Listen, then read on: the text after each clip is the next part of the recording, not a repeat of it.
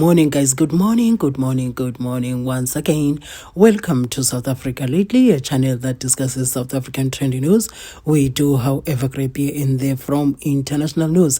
When it is trending enough to be brought here, please do understand that I'm not a politician. I do not have deep knowledge in politics. However, I am a South African citizen who's also a voter, and I do believe that my views count when it comes to political affairs of our beautiful country. Is Ashley Sauls again? Some people say, there was no grilling there. There's some are saying, no, the man handled that situation very well. That's the South African, the Zimbabwean born South African. Yes, sana. Anyway, he is the CFO of the SEFAKO MAKGATHO Health Services University, Sciences University, sorry guys. So, you was asking, Ashley Sauls was asking a question about how does he feel as a South African born in Zimbabwe about South Africans saying they feel like the jobs that they vote for are occupied by foreign nationals. I'm going to allow you to watch that, guys. I'm not going to say much.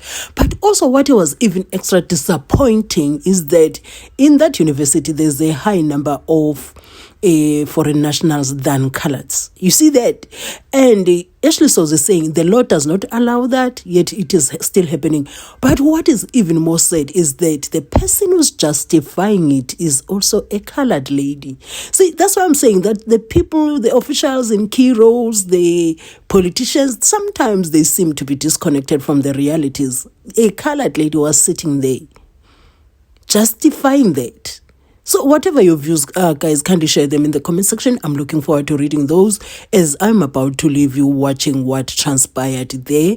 And I'll be back right at the end with my closing commentary. Please, the next time you bump into my ads or watching my videos, kindly watch my ads in full. That support really goes a long way. And if you're already watching my ads in full, the difference really shows. I'll be seeing you right at the end of my commentary. Honorable Sauls. Thank you, Chair. CFO, where are you born?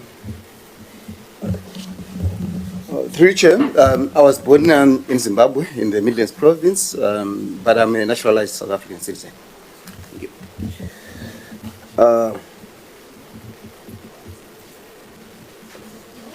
In your place of birth, would you expect the Zimbabwean government to prioritize jobs for Zimbabweans by birth?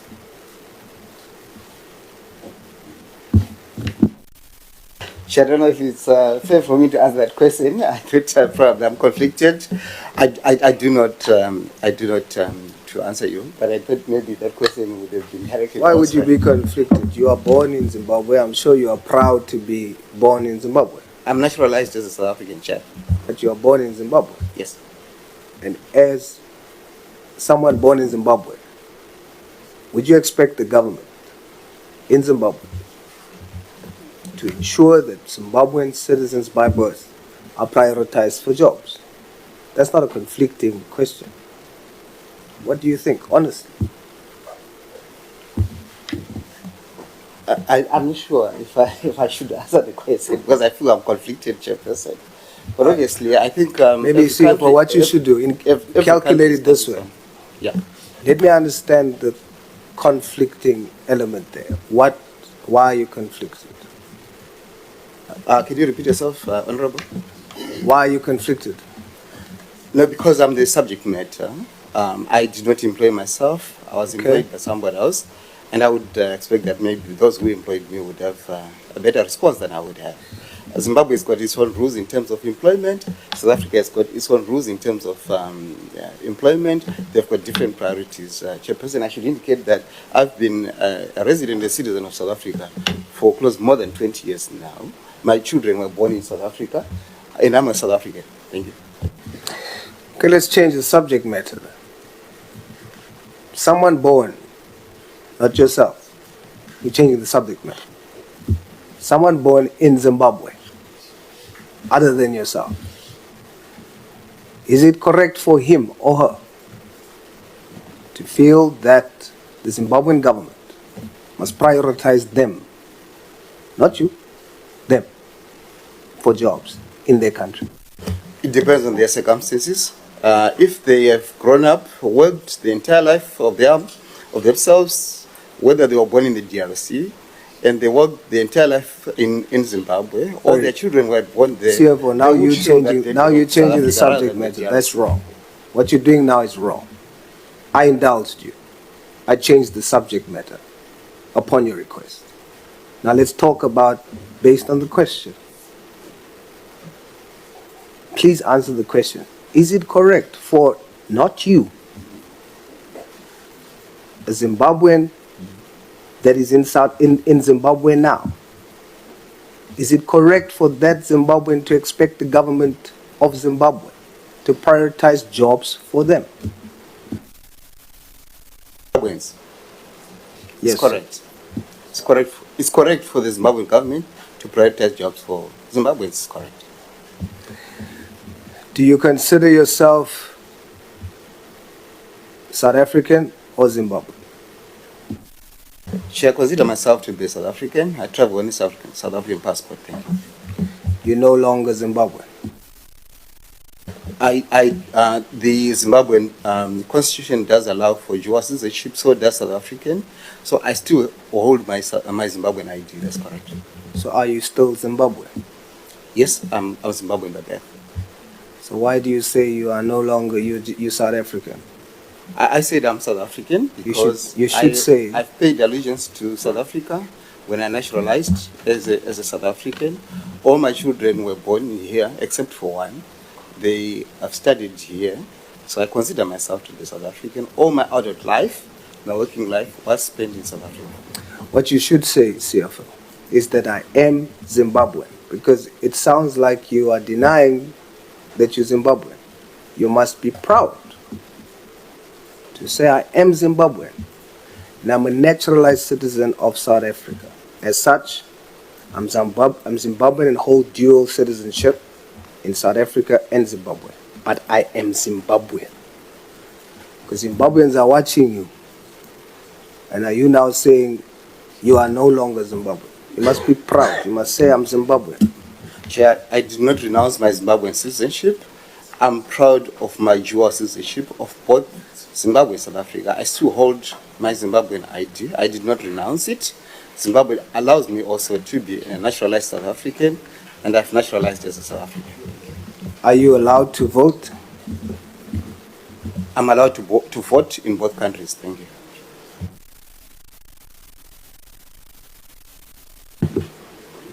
How do you view South African citizens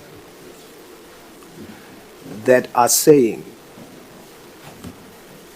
that jobs that they vote for is occupied by foreign nationals or permanent residents? How do you feel about that? Honorable Member, I take it that the context is now different. It has moved from my situation to that of foreign nationals and permanent residents. Am I getting it correctly? You're correct. So you can repeat your question. You're saying the question is, how do I view? How do you view it? How do you feel? As a naturalized citizen, you consider yourself South African. Now, other South Africans feeling that jobs that they voted for government to prioritize for them as South Africans. Now you must speak. I want to hear, do you have the patriotic South African vibe? Or will the Zimbabwean by birth creep in there somewhere? So as a South African, naturalized citizen, do you think that fellow South Africans is correct in saying that jobs should be prioritized for South African citizens? I think the answer should be contextualized. I do agree with that sentiment. However, the context is, we are a university. When we employ people at a university, we may also, from an internationalization perspective, consider foreign students, which is something that universities must strive to build. Okay. And also the international flavor in terms of the employees that okay, I have to interject you just because of time. And we're gonna now deal with contextuality. You say you agree, right? Now we're gonna deal with context. Chairperson of Human Resource in the council, right? That's the committee. Chairperson? That's correct, Honourable Member. Chairperson, what's your nationality? I'm a South African, Honourable Member. How are you classified? You're dealing with human resource. How are you classified? I'm born South African. If it comes to classification per race, classified as white. You're white South African. I'm very happy that out of 1,893 total staff, 1,732 is black South Africans. I'm very happy about that. Are you happy that out of 1,893, only 111 is white South Africans? Honourable Member, I'm happy that the statistics accurately reflect the demographics primarily of the country and that of the region. So you're happy? Yes, I am. Honourable Member. Director, what is your nationality? Director Human Resource, did I hear correctly? Is that Director? Senior Director, Human Resources. Director, what's your nationality? I'm classified as a coloured South African. A colored South African. Now, to the both of you, out of 1,893 total, there are only 7 colored South Africans employed. What is the reason for this? Well, our employment equity plan works on the basis of natural attrition. So it's not working on the basis that we basically get rid of people in order to get the representation figures right. It works on the basis of natural attrition, and you will know natural attrition, especially in a South African university sector, where our turnover is something like 2.7%. You just don't get the opportunity to very robustly and aggressively increase the numbers where they may be lacking. That's the situation. Are you saying that that's the reason why you only have 7 coloreds out of 1,893 total staff? The principle we work on is natural attrition. Our other aspect is how do we attract people to apply for positions at our university. We have a number of impediments. The most significant one, to my observation, is the location of our Okay, let me put it to you this way. Natural attrition. Let me put it to you this way. Foreign nationals, not permanent residents, foreign nationals are 10 in total. 10 foreign nationals, which the law says you should not employ unless it is a scarce skill. It's not permanent residents. I don't have time, but this would be my last question. It has to be. There's 10 foreign nationals. They are more than coloreds in total at the university. Agreed. How does your reason justify that? Okay, because that category of employee is based on a contract. They're not permanent employees. Are you listening to yourself now? Yes, I am listening to myself. You have 7 colored South Africans in total. You have on contract, it's still employment. Somebody's going home with money. You have 10 foreign nationals, more than colored South Africans born here. Foreign nationals, based on the conversation we're having here, there's permanent residents, there's naturalized citizens. Now you have foreign nationals that doesn't have permanent residence. They don't have naturalized citizenship.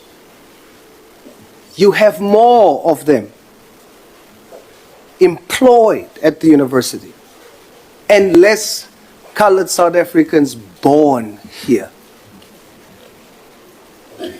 How do you justify that? Do you understand what I'm saying? Colored South Africans are being marginalized in this country. There is no justification. I overlook the whole permanent resident thing. I overlooked the whole naturalized citizen thing. You cannot explain away now where the law says you cannot employ a foreign national, whether on contract, casual, or whatever. And what you guys are doing, you take 7 colored South Africans that are born here. You take 10 foreign nationals, and that's supposed to be okay? Can I respond? Is that okay? No, it's not okay, and I'll tell you why it's not okay. Can I?